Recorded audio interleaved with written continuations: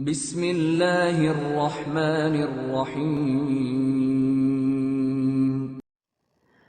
الحمد للہ نحمده ونصلی ونسلم علی رسولہ الکریم وعلی آلہ واصحابہ واتباعہ اجمعین۔ اللہم انی اعوذ بک من علم لا ينفع ومن قلب لا يخشع ومن نفس لا تشبع ومن دعوة لا يستجاب بها آمین۔ اما بعد فاعوذ باللہ من الشیطان الرجیم، بسم اللہ الرحمن الرحیم۔ قول اللہ تبارک و تعالی فی سورة الحشر هو اللہ الذی لا الہ الا هو الملک القدوس السلام المؤمن المہیمن العزیز الجبار المتکبر سبحان اللہ عما یشرکون۔ وہی اللہ ہے جس کے سوا کوئی معبود نہیں ہے، وہ بادشاہ ہے، نہایت پاک، سلامتی عطا فرمانے والا ہے، امن دینے والا ہے، نگہبانی کرنے والا بھی وہی ہے، زبردست اور زور آور ہے، بڑائیوں والا ہے۔ پاک ہے اللہ ان چیزوں سے جنہیں یہ لوگ اس کا شریک بناتے ہیں۔ سورہ حشر آیت مبارکہ نمبر 23 میں اللہ پاک نے اپنی خوبیوں کا ذکر فرمایا ہے، اور اسماء حسنہ کی اس سیریز میں ہم نے اپنی رب کی خوبصورت خوبیوں میں سے الرحمن، الرحیم، الملک، القدوس، السلام، المؤمن، مہیمن اور عزیز کے ذریعے سے اپنے رب کو پہچان لیا۔ الحمدللہ۔ آج ہم اپنے رب کی ایک اور خوبصورت صفت الجبار کو جاننے اور پہچاننے کی کوشش کرتے ہیں۔ الجبار ایک ایسا لفظ ہے جس کے اردو اور عربی معنوں میں بہت فرق ہے۔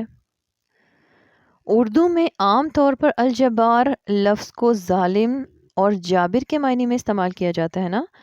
انسانوں کے لیے جب یہ صفت بولی جاتی ہے تو یہ ایک بری خصوصیت ہے، بری صفت ہے، لیکن اللہ رب العزت کی یہ صفت مداح ہے، یعنی اللہ پاک کی خوبی ہے، اور ہم میں سے اکثریت کو اپنے رب کی اس خوبی کے بارے میں علم ہی نہیں ہے کہ الجبار کو جب ہم اللہ پاک کے لیے استعمال کرتے ہیں تو اس کے اندر بے کسوں، محتاجوں، مجبوروں، مریضوں کے لیے انتہائی رحمت پوشیدہ ہے۔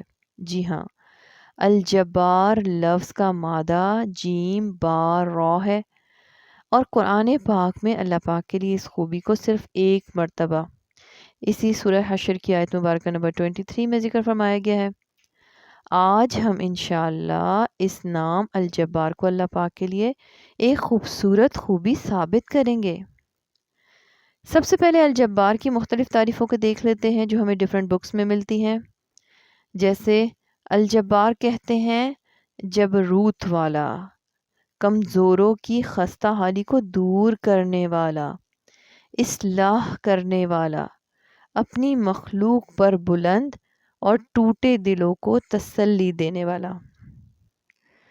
الجبار کا لفظ بہت سارے معنوں میں استعمال ہوتا ہے، جیسے عربی زبان میں کھجور کے اس درخت کو بھی جبار کہتے ہیں جو بہت بلند و بالا ہو اور اس کا پھل توڑنا کسی کے لیے آسان نہ ہو۔ اسی طرح سے عظیم الشان کام کو بھی عمل جبار کہا جاتا ہے۔ اسی طرح سے کبر اور غرور کرنے والے کو بھی جبار کہا جاتا ہے۔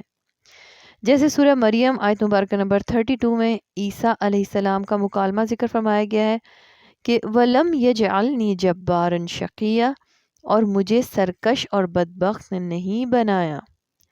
اسی طرح سے الجبار کا وہ معنی جو میں نے پہلے بھی بتایا ہے، یعنی اصلاح کرنے والا، ٹوٹے دلوں کو جوڑنے والا، مریضوں کو شفا دینے والا، ضعیف کو تقویت دینے والا، محتاج، بے کس اور مجبور کی مدد کرنے والا، فقر سے غنا دینے والا، وہ جو سب سے زبردست ہو، بگڑیاں بنانے والا ہو۔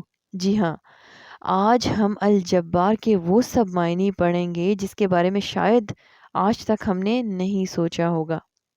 جی، الجبار جسے ہم آج تک ظالم اور جابر کے معنی میں ہی سمجھتے رہے ہیں، آج ہم اس کے بالکل الگ ہی معنی جانیں گے۔ الجبار کا ایک معنی کمزور اور ٹوٹے دلوں کو آپس میں ملانے والے کی بھی ہے، یعنی اس کے علاوہ صاحب جبروت کے بھی آتے ہیں، یعنی ساری مخلوق اس کے زیر تصرف ہے، یعنی انڈر کنٹرول ہے۔ اگر کسی آفس میں کسی کے زیر نگرانی 100 لوگ بھی ہوتے ہیں نا تو وہ بڑا فخر کرتا ہے، اور میرا رب ایسا زبردست ہے کہ زمین و آسمان اور ساری مخلوق اس کے انڈر ہے، ایسا عظمت والا ہے میرا رب، سبحان اللہ۔ اسی عظمت والے رب کی ہی صفت الجبار ہے۔ اور یہ بھی یاد رکھیے کہ اللہ سبحانہ و تعالیٰ کو اپنے کام کرنے آتے ہیں۔ اللہ تعالیٰ کی ذات جب الجبار کی صورت میں ہمارے سامنے آتی ہے تو جبر، زبردستی، بزور حاکمیت کے ساتھ، یعنی اللہ تعالیٰ اپنے فیصلے، ارادے وہ جو سراسر حکمت کی بنا پر ہوتے ہیں وہ حق کے حاکمیت کی بنا پر ساری دنیا پر نافذ کرتا ہے۔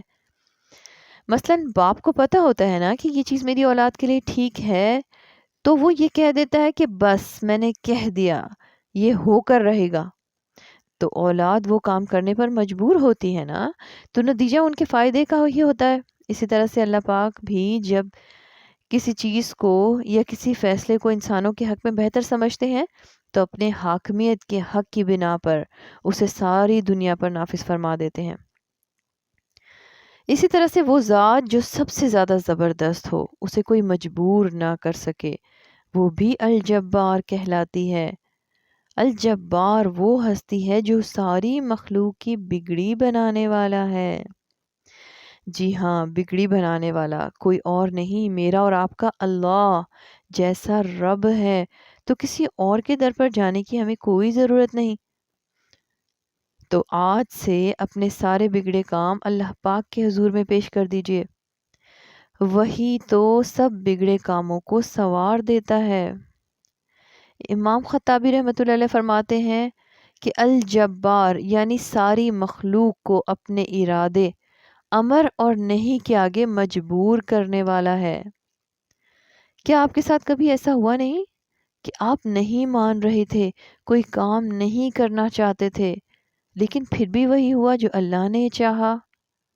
تو وہی الجبار ہے۔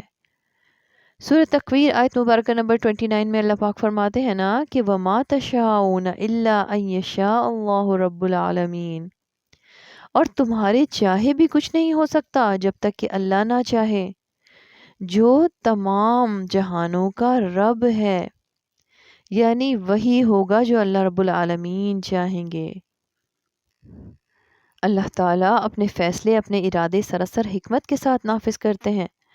اسی طرح سے اللہ پاک کے لیے لفظ عزت والا، جبروت والا، عظمت والا، بلندی والا، برتری، بے نیازی والا اور قدرت والا بھی آتے ہیں۔ سورہ رعد آیت مبارکہ نمبر 41 میں ہے واللہ یحکم لا معقب لحکمہ، کہ اللہ حکم کرتا ہے، کوئی اس کے حکم احکام پیچھے نہیں ڈال سکتا۔ اور پھر قرآن پاک میں جگہ جگہ اللہ پاک نے فرما دیا ہے نا کہ جیسے ایک جگہ سورہ مائدہ آیت مبارکہ نمبر 120 میں فرمایا وَهُوَ عَلَى كُلِّ شَيْءٍ قدیر، کہ وہی اللہ ہر چیز پر قادر ہے، وہ سب کر سکتا ہے، کوئی اسے روکنے والا نہیں ہے۔ اللہ پاک ایک ایسا واحد بادشاہ ہے، ایسا حاکم ہے جس کو اپنے فیصلے کرنے میں کسی سے مشورے کی ضرورت نہیں ہوتی۔ اور پھر سورہ انبیاء آیت مبارکہ نمبر 23 میں اللہ پاک کی یہ خوبی کیسے دکھتی ہے؟ فرمایا کہ لا یسأل عما یفعل وہم یسألون، کہ وہ اپنے کاموں میں کسی کے آگے جواب دہ نہیں ہیں بلکہ سب اس کے آگے جواب دہ ہیں۔ کوئی نہیں جو اللہ تعالیٰ کے فیصلوں پر نظر ثانی کر سکے، اور وہ ایسا بادشاہ ہے جو اپنی مخلوق کے بارے میں اپنے ہر حکم کو نافذ کروا سکتا ہے، اور اس کے علاوہ کسی اور کی مشیت نافذ نہیں ہو سکتی۔ جب اللہ تعالیٰ کسی قوم یا انسان کے بارے میں کوئی فیصلہ فرما دیتے ہیں نا تو کوئی بھی اپنی مرضی سے اس فیصلے کو بدلنے والا نہیں ہوتا۔ ہاں، یہ الگ بات ہے کہ اللہ خود ہی جب چاہیں، جسے چاہیں، جتنی چاہے ڈھیل دے دیں، مہلت دے دیں، لیکن جب اللہ تعالیٰ کا اس کے بارے میں کوئی فیصلہ آ جائے نا، مثلاً عذاب کا فیصلہ، تو پوری قوم مل کر بھی اسے دور نہیں کر سکتی۔ مثلاً قوم لوط کے اوپر عذاب کا فیصلہ آیا تو زمین اللہ کے حکم سے پانی اگلنے لگی اور آسمان بھی پانی برسانے لگا۔ زمین اور آسمان کا پانی مل گیا اور وہ قوم ڈبو دی گئی، اور وہ ساری قوم مل کر بھی اللہ پاک کے فیصلے کو تبدیل نہ کر سکی۔ اسی طرح سے اللہ تعالیٰ نے قوم صالح کی بستیوں کو کیسے الٹ دیا۔ قوم سمود نے بڑی بڑی چٹانوں کو تراش کر بڑی بڑی عمارتیں تعمیر کی تھی۔ قوم عاد کتنے طاقتور تھے، انہوں نے بھی بڑے بڑے محلات تعمیر کرائے تھے۔ اور قوم فرعون کا حال آپ کے سامنے ہے۔ ان میں سے کون بچا؟ اللہ پاک کے فیصلے سے کون بھاگ سکا؟ اللہ پاک کا فیصلہ آ کر رہا، نافذ ہو کر رہا۔ تو اللہ سبحانہ و تعالیٰ کی ذات ہی الجبار ہے۔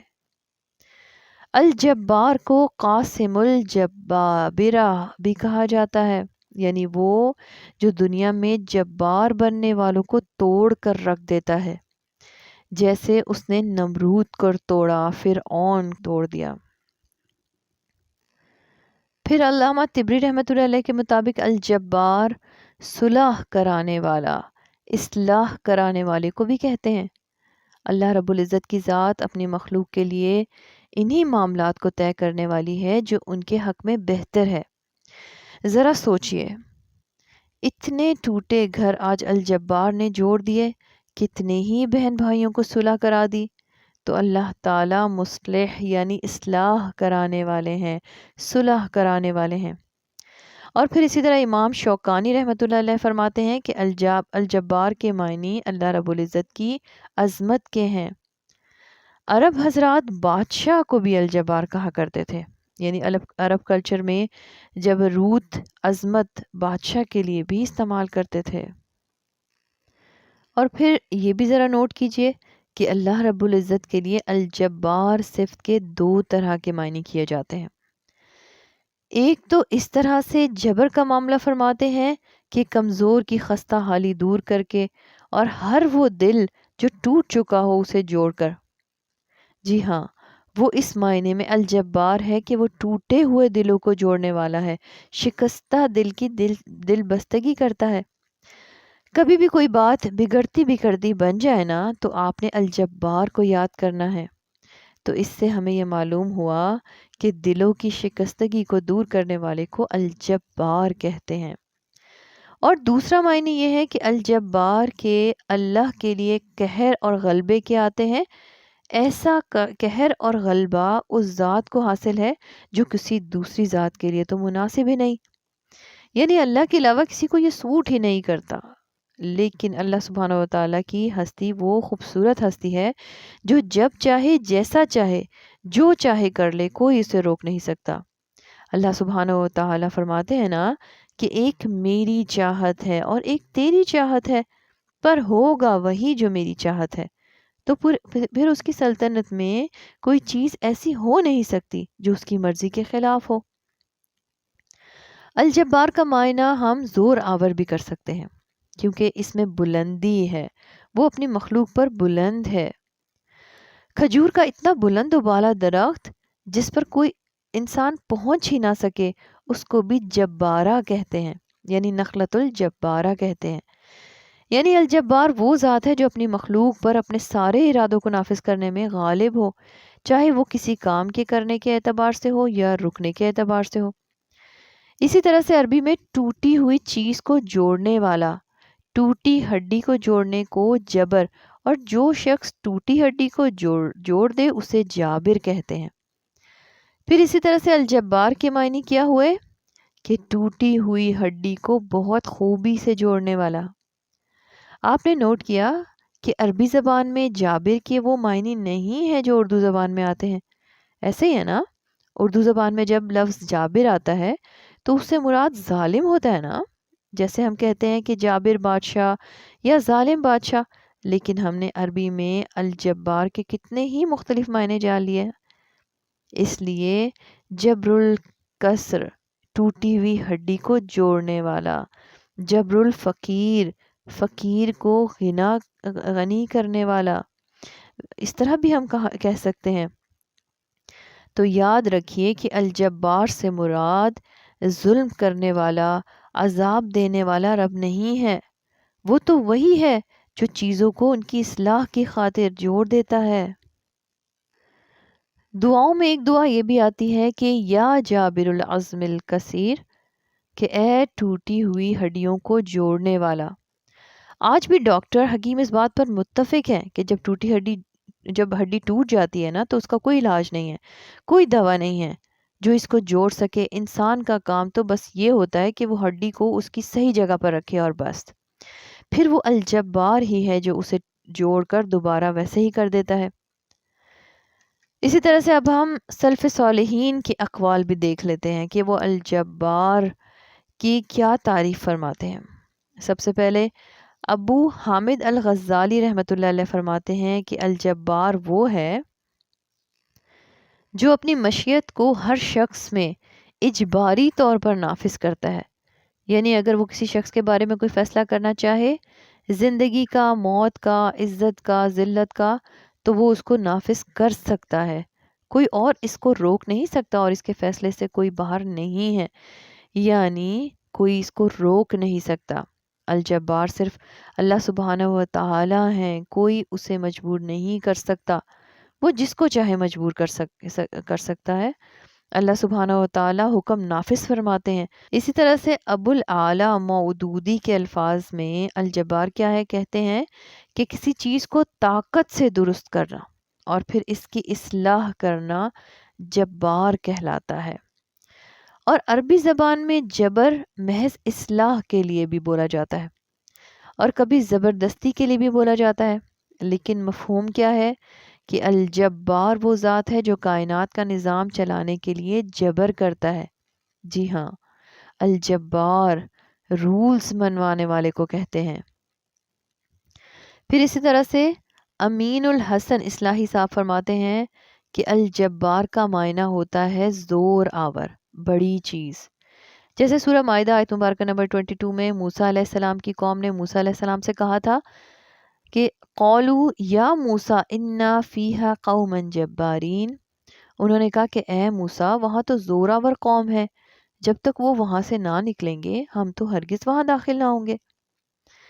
تو اس آیت مبارکہ میں جبار کا مطلب زور آور لیا گیا ہے۔ الجبار وہ آمر ہے، معمور نہیں ہے، غالب ہے، مغلوب نہیں ہے، اس پر کوئی غلبہ پا نہیں سکتا۔ الجبار اپنی مرضی سے کائنات میں وہ کرتا ہے جو بہتر ہوتا ہے۔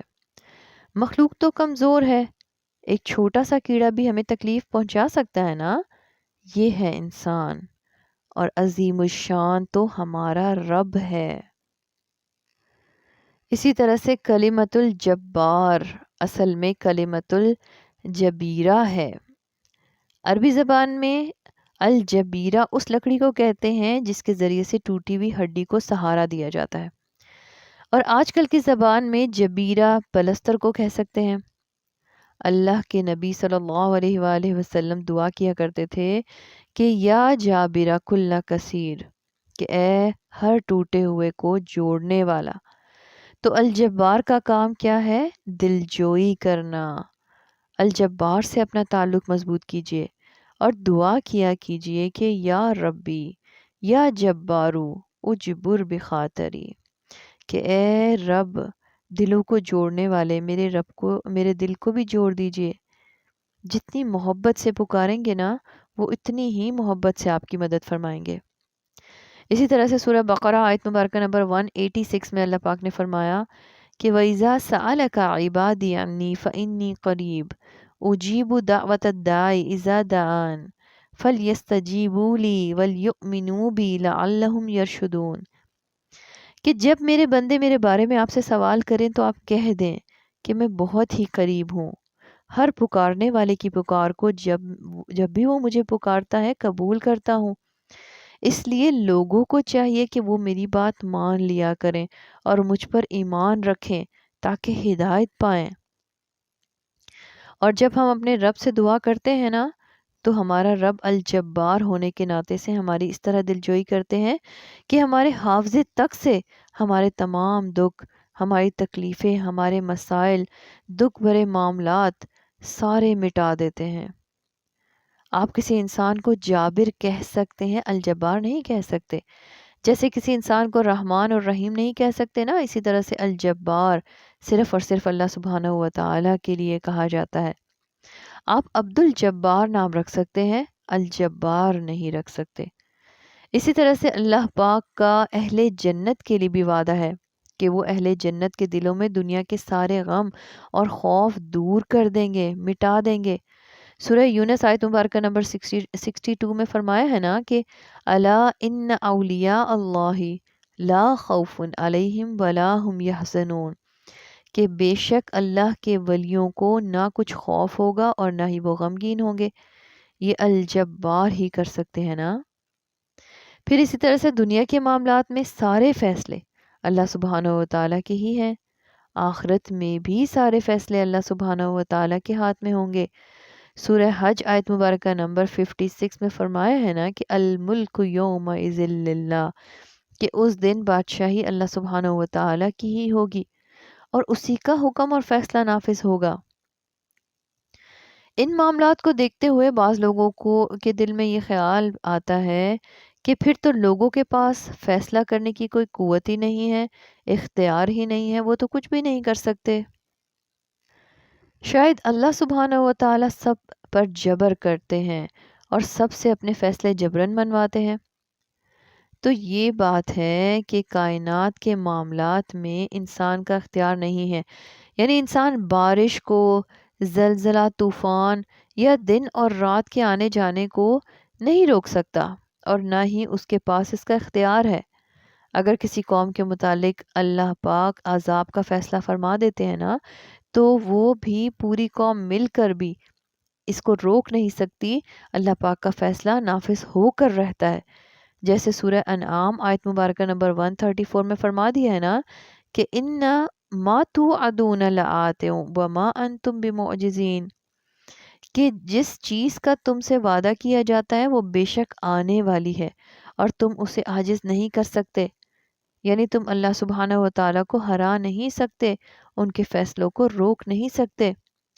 یعنی جب جس چیز کے خاتمے کا وقت آ جاتا ہے نا، اس وقت وہ ختم ہو ہی جاتی ہے، لیکن اس سے یہ استدلال نہیں کرنا چاہیے کہ اللہ سبحانہ و تعالیٰ بندوں کو کسی خاص کام پر مجبور کرتے ہیں۔ سورہ بقرہ آیت مبارکہ نمبر 256 میں اللہ پاک فرماتے ہیں کہ لا اکراہ فی الدین، کہ دین میں کوئی زبردستی نہیں ہے، قد تبین الرشد من الغی، ایک ہدایت گمراہی سے واضح ہو چکی ہے۔ فمن یکفر بالطاغوت ویؤمن باللہ فقد استمسک بالعروۃ الوثقی لا انفصام لها واللہ سمیع علیم۔ اس لیے جو شخص اللہ کے سوا دوسرے معبودوں کا انکار کر کے اللہ پر ایمان لائے، اس نے مضبوط کڑے کو تھام لیا، یعنی مضبوط سہارا پکڑ لیا جو کبھی نہ ٹوٹے گا، اور اللہ تو سننے والا، جاننے والا ہے۔ اس کے علاوہ اللہ پاک نے انسان کو عمل کرنے کا اختیار بھی تو دیا ہے نا۔ اس لیے جب انسان کو جنت میں بھیجا جائے گا اور انہیں پکارا جائے گا تو اللہ پاک فرمائیں گے، جس کا ذکر سورہ الاعراف آیت مبارکہ نمبر 43 میں ہے، وَنُودُوا أَن تِلْكُمُ الْجَنَّةُ أُورِثْتُمُوهَا بِمَا كُنْتُمْ تَعْمَلُونَ، اور انہیں آواز دی جائے گی کہ یہی ہے وہ جنت جس کے تم وارث بنائے گئے ہو، اسی وجہ سے کہ تم عمل کرتے تھے۔ یعنی اگر انسان کے پاس اختیار ہی نہ ہوتا تو اللہ پاک یہ کیوں فرماتے کہ تمہارے اعمال کی وجہ سے اللہ پاک نے تمہیں اپنی رحمت میں جگہ دی ہے۔ اسی طرح سے کچھ لوگ ایسے بھی کہتے ہیں کہ ہم نماز نہیں پڑھ رہے، ہم نماز پڑھ لیں گے اگر اللہ نے چاہا، یا ہم ہدایت پر آ جائیں گے اگر اللہ نے چاہا۔ وہ دراصل اپنی کوتاہی اور سستی کا ذمہ دار اللہ سبحانہ و تعالیٰ کو ٹھہرا رہے ہوتے ہیں کہ شاید اللہ سبحانہ و تعالیٰ نے ان پر جبر کر رکھا ہے کہ وہ ہدایت پر نہ آئیں یا وہ نماز نہ پڑھیں۔ اللہ سبحانہ و تعالیٰ تو بندوں کو دن میں 5 مرتبہ اذان کی شکل میں ہدایت کی طرف بلاتے ہیں۔